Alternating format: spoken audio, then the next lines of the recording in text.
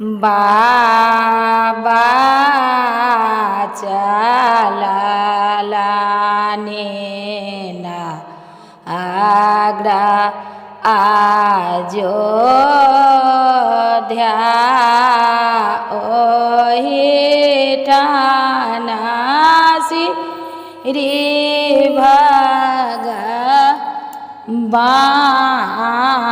भगवानय बाबा चललाने आग्रा अयोध्या ओहि ठाना श्री भगवानय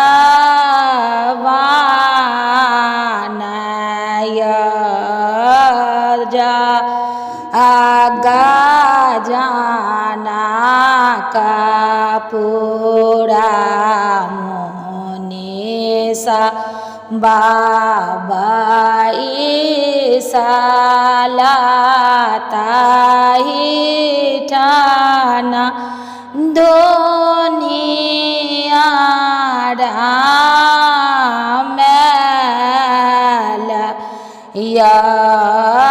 बाबा घर में लक्ष्मी कुमारी जोहि लयलाता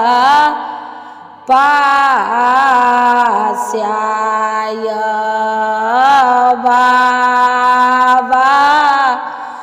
घर में लक्ष्मी कुमारी जोहि बूढ़ा बड़ा लयो राजा दशरथ जी के चारि बालक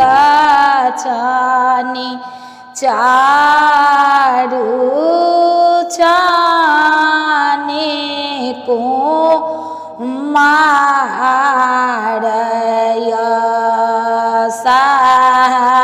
सुनि बाबा जनकपुरा चललानि राम बड़ा केलतैया रया सुनि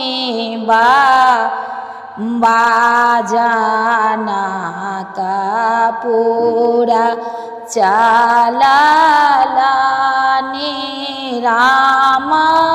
बड़ा केलतैया रया एतबा बचना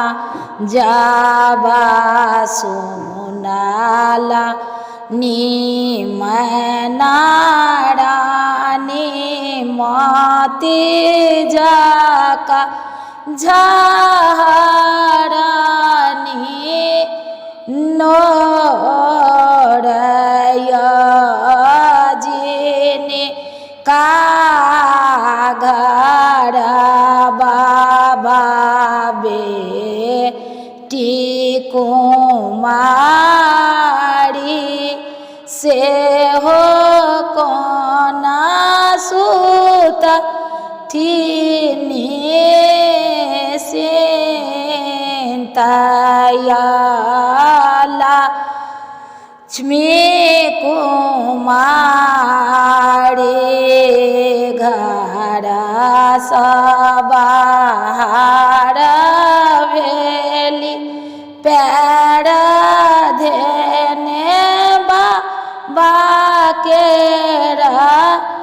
ठार जोनी कानो जोनी खीजो बेटी से लक्ष्मी बेटी सावा बेटी सा सूरज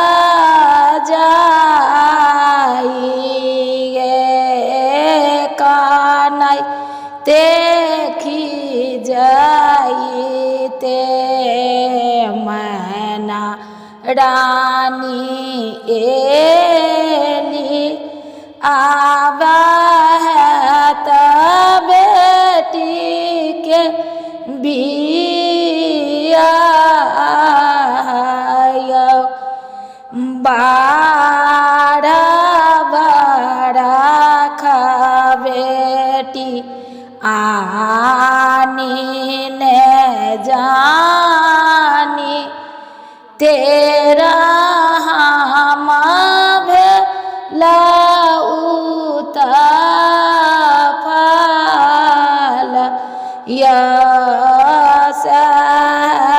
सुनी नारद संग चलला रामा बड़ के लातई आरय दास पाँच सखी मिले मंगल गावोला आवत लक्ष्मी के बिया है भाना हे विद्यापति सुनु हे मनायन यह ठीक रीता रे बाज यो